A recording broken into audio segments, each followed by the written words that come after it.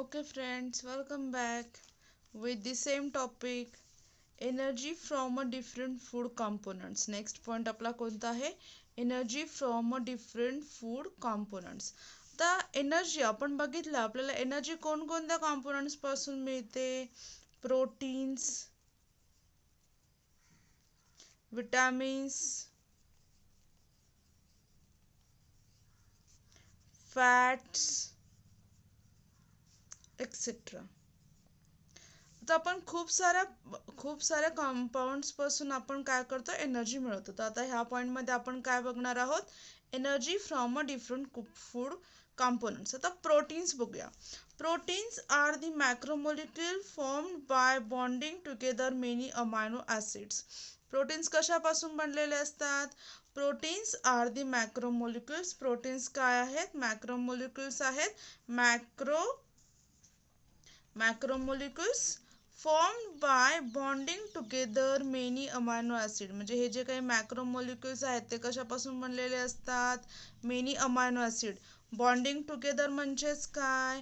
Bonding together म्हणजे एकमेकांना joint झालेले असतील आणि ते चेन ऑफ अमायनो ॲसिडची जी असते त्याच्यापासून बनतात proteins molecule. Suppose this is a chain. He suppose chain आहे. खूप सारे हा सपोज वन अमायनो ॲसिड. खूप सारे अमायनो ॲसिड जर एकत्र बांधले गेले तर त्याच्यापासून बनतात proteins molecule. So this is proteins are the macromolecules formed by bonding together many amino acids. खूप साऱ्या अमायनो ॲसिड्स पासून प्रोटीन्स बनलेले असतात. Proteins are the animal origins are called as first class protein. आता तुम्हाला हे ऑब्जेक्टिव्हलाही विचारू शकतात. फर्स्ट क्लास प्रोटीन्स कोणते. Animal origin. तर ॲनिमल किंवा आन्सर इन वन सेंटेन्सलाही विचारू शकतात. आपण स्टार करून ठेवूया. So proteins are animal origin R called as a first class protein. हे तुम्हाला ऑब्जेक्टिव्ह आणि आन्सर इन वन सेंटेन्ससाठी इम्पॉर्टंट आहे. तर ॲनिमल ओरिजिन जे असतील त्यांना काय म्हटलं जातं फर्स्ट क्लास प्रोटीन म्हटलं जातं. तर we get 4 kilo calories of energy per gram of proteins. आपल्याला एका ग्रॅम पासून किती मिळते एनर्जी 4 किलो कॅलरीज एवढी एनर्जी मिळते. आता हेही तुम्हाला लक्षात ठेवायचं आहे फॉर द ऑब्जेक्टिव्ह किंवा आन्सर इन वन सेंटेन्ससाठी. एका ग्रॅम प्रोटीन पासून तुम्हाला किती एनर्जी मिळते किंवा dash dash of energy per gram of proteins 4 kilo calorie. Okay. Next point मध्ये आपण बघतोय amino acids. Amino acids are obtained after the digestion of proteins. amino acid आता हे आपण बघितलं की प्रोटीन्स कशापासून बनतील तर अमायनो ॲसिड्स पासून बनतात. आता अमायनो ॲसिड्स आपल्याला कशापासून मिळतात. सपोज जर हे प्रोटीन्स ब्रेक केले तर त्याच्यापासून मिळतील अमायनो ॲसिड्स आणि अमायनो ॲसिडला एकत्र केलं तर मिळतील proteins. Obtained after the digestion of protein. जर प्रोटीनचं डायजेशन झालं तर अमायनो ॲसिड मिळतात. Those amino acids are absorbed in a body by transported up to each organ and cell via blood. आता हे प्रोटीन्स किंवा अमायनो ॲसिड जे आहेत ते आपल्या बॉडीला कशा थ्रू मिळतात तर व्हाया ब्लड मार्गे मिळतात. So those amino acids are observed in a body. जेवढे आपण एक फ्लो चार्ट बघणार आहे अमायनो ॲसिडचा. अमायनो ॲसिडची एक डायग्राम बघणार आहे. त्याच्यामध्ये आपण बघूया की डिटेल्समध्ये transported up to each organ. आता हे जे अमायनो ॲसिड प्रत्येक ऑर्गनकडे कशा थ्रू फ्लो केले जातात तर ब्लड थ्रू फ्लो केले जातात. From these amino acids organs and cell produce various necessary for themselves and whole body. आता हे जे काही अमायनो ॲसिड्स आहेत हे प्रत्येक सेलसाठी कसे आहेत नेसेसरी आहेत. ऑर्गनसाठी आणि सेलसाठी नेसेसरी आहेत आणि हे स्वतः तयार केले जातात. अँड होल बॉडी पूर्ण शरीरामध्ये. So from this amino acids organs and cell produce various necessary for themselves and whole body. आता वेगवेगळे ऑर्गन्स आणि हे अमायनो ॲसिड्स किंवा प्रोटीन सिंथेसाइज करतात. आता आपण प्रोटीन्समध्ये आपल्याला कोणते पॉईंट्स लक्षात ठेवायचे, तर प्रोटीन्स हे कसे असतील, प्रोटीन्स दीज आर मॅक्रो, आपल्याला काय लक्षात ठेवायचं आहे, प्रोटीन्स मॅक्रोमोलिक्युल असतील. कशापासून बनतात, तर binding of the amino acids. Next पॉईंटमध्ये ते फर्स्ट क्लास प्रोटीन का म्हटलं तर ते ॲनिमल ओरिजिन असतील. नेक्स्ट पॉईंटमध्ये आपण काय लक्षात ठेवणार आहे, तर किती किलो कॅलरीज एनर्जी मिळते. नेक्स्ट मग जसं अमायनो ॲसिड पासून प्रोटीन मिळतं, तसंच प्रोटीनच्या ब्रेकडाऊन अमायनो ॲसिडच्या ब्रेकडाऊन पासून प्रोटीन्स मिळतील. आता हे आणि कोणा थ्रू हे ट्रान्सपोर्ट केले जातात, तर ब्लड थ्रू ऑर्गन मध्ये ट्रान्सपोर्ट केले जातात. ह्या स्लाइडमध्ये आपण proteins and different amino acids obtain बघूया. अमायनो ॲसिड्स, तर ह्या डायग्राममध्ये तुम्हाला दाखवलेत अमायनो ॲसिड्स. ब्लडमध्ये हेमोग्लोबिन, अँटीबायोटिक्स, स्किनमध्ये मेलानिन, केराटिन, बोन्समध्ये ऑसिन, सेल्समध्ये various proteins of cell membrane, various enzymes, पॅनक्रियासमध्ये इन्सुलिन, ट्रेप्सिन, पिट्युटरी ग्लँडमध्ये वेरियस हार्मोन्स, अँड मसल्समध्ये ॲक्टिन, मायोसिन, फ्लेक्झिबल प्रोटीन्स.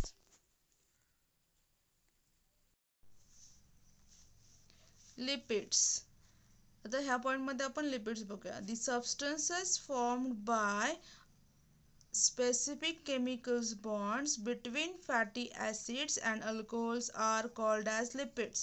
लिपिडची आता ही आहे लिपिडची डेफिनेशन ऑफ लिपिड. जर तुम्हाला आन्सर इन वन सेंटेन्स साठी विचारली तर तुम्ही ही लिहिणार आहात. मग substances formed by specific chemical, कशापासून बनतात, स्पेसिफिक केमिकल बॉन्ड बिटवीन, कोणामध्ये स्पेसिफिक केमिकल बॉन्ड बनतो, फॅटी ॲसिड्स आणि अल्कोहोल ह्या दोघांमध्ये जो बॉन्ड बनल्यावर बॉन्ड जो बनतो त्याच्यापासून जो सबस्टन्स तयार होतो त्याला म्हटलं आता लिपिड्स. लक्षात आलं तुमच्या लिपिड्स म्हणजे काय, तर असा सबस्टन्स जो फॅटी ॲसिड्स आणि अल्कोहोलला केमिकल बॉन्डनी जोडतो आणि जो सबस्टन्स तयार करतो त्याला म्हटलं आता लिपिड्स. आता ही डेफिनेशन लर्न करताना आपण ॲज युज्युअल 3 पार्ट्समध्ये डिवाइड करूया. The substance formed by a specific chemical bond between, 3 पार्टमध्ये नाही होते, बिटवीन द फॅटी ॲसिड्स, ठीक आहे, and the alcohols are called as a lipid. झाले 3 पार्ट्समध्ये. The substances formed by specific chemical bond between fatty acids and alcohol are called as lipids. ठीक आहे, लक्षात आलं लिपिडची डेफिनेशन. नेक्स्ट बघूया. The digestion of a lipids consumed by us is nothing but their conversion into fatty acids and alcohol. आता हे जे लिपिडचं digestion, आता जसं आपण प्रोटीनचं बघितलं होतं, प्रोटीन अमायनो ॲसिड पासून बनतात आणि अमायनो ॲसिड पासून बनलेले असतात. जर प्रोटीनचं ब्रेकडाऊन केलं तर आपल्याला काय मिळतं, अमायनो ॲसिड मिळतं आणि अमायनो ॲसिडच्या चेनपासून आपल्याला प्रोटीन्स मिळतात.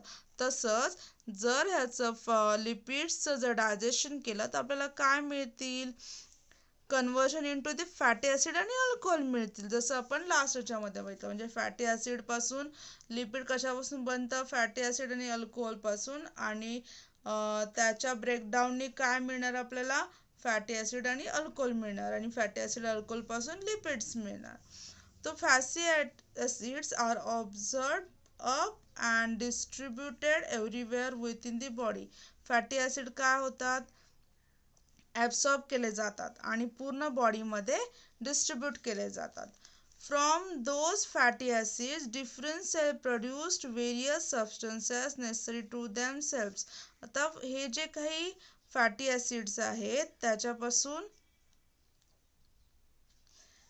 सेल काय करते, सेल प्रोड्यूस करते, काय प्रोड्यूस करते, various substances necessary to themself, त्यांना आवश्यक असणारे, सेलला आवश्यक असणारे घटक फॅटी ॲसिड पासून सेल बनवते. This is about the fatty acid. आता फॅटी ॲसिड मध्ये आता आपण एक्झाम्पल्स बघूया. फॅटी ॲसिडचे example, the molecules called as a phospholipids which are essential for producing plasma membrane are formed from the fatty acid. आता phospholipids कोणाला म्हटलं जातं, तर which are essential for producing plasma membrane, जो प्लाझ्मा मेम्ब्रेन प्रोड्यूस करतो आणि जो fatty acid पासून फॉर्म होतो त्याला म्हटलं आता फॉस्फोलिपिड्स. नेक्स्ट एक्झाम्पल काय सांगितलंय, fatty acids are produced hormones like the progesterone, oestrogen, testosterone, aldosterone etcetera. आता हे जे फॅटी ॲसिड काय करतं, तर काही हार्मोन्स प्रोड्यूस करतं. कोणते हार्मोन तयार करतं हे तुम्हाला आन्सर इन वन सेंटेन्ससाठी विचारू शकतात किंवा आन्सर इन शॉर्ट्समध्ये साठी विचारू शकतात. कोणते fatty acid produce hormones like progesterone, oestrogen, testosterone आणि अल्डोस्टेरॉन एक्सेट्रा. अल्सो आता आपल्याला ह्याच्यापासून किती एनर्जी मिळते, लिपिड पासून 9 kilo calories of energy per gram of lipid. Per gram of lipid पासून आपल्याला किती एनर्जी मिळते, 9 किलो कॅलरी एवढी एनर्जी मिळते. आता आपण फॅटी ॲसिड हा जे बघितला ह्याच्यामध्ये आपण काय लक्षात ठेवणार आहोत, तर लिपिड्समध्ये लिपिड्सची डेफिनेशन बघणार आहे. तर लिपिड्स म्हणजे काय, कोणता असा सबस्टन्स जो केमिकल बॉन्ड कशामध्ये, फॅटी ॲसिड आणि अल्कोहोलमध्ये झाल्यावर जो सबस्टन्स तयार होतो त्याला म्हटलं आता लिपिड्स. आता हे त्याचं जर डायजेशन केलं लिपिडचं तर काय मिळणार आपल्याला, फॅटी ॲसिड आणि अल्कोहोल. नेक्स्ट पॉईंटमध्ये आपल्याला काय लक्षात ठेवायचं आहे, ते पूर्ण बॉडी ॲब्सॉर्ब करते. नेक्स्ट ह्याच्यामध्ये काय करते, फॅटी ॲसिड काय करतं, तर जे काही आवश्यक घटक आहेत ते प्रोड्यूस करतं cell with the help of fatty acid.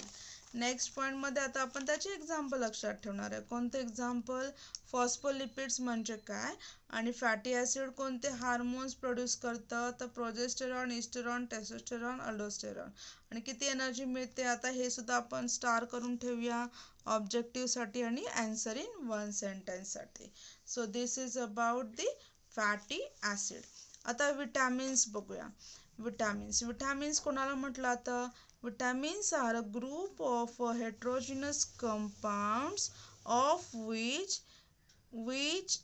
each is essential for proper operation of various processes in the body. vitamins काय आहेत, vitamins are a group of heterogeneous compounds. Heterogeneous compounds आहेत विटॅमिनचे, ते कसे आहेत आणि इसेन्शियल आहेत. आता विटॅमिन्स किती टाईपचे असतात, 6 टाईपचे विटॅमिन्स असतात. कोणते 6 type, A, B, C, D, E and K. आता विटॅमिन्स हे 6 टाईपचे विटॅमिन्स 2 टाईपमध्ये डिवाइड होतात, fat soluble vitamins and water soluble vitamins.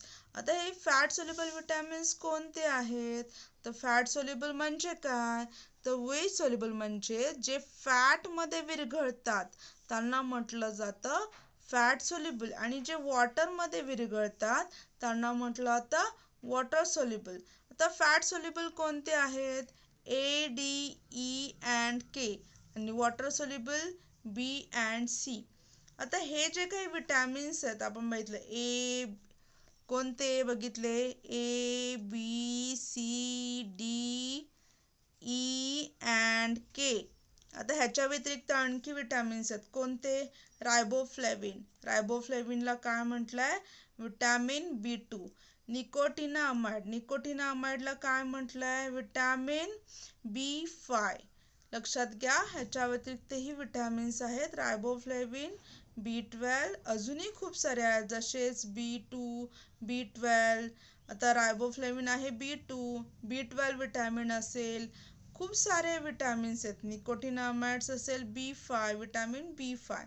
So this is about the vitamins.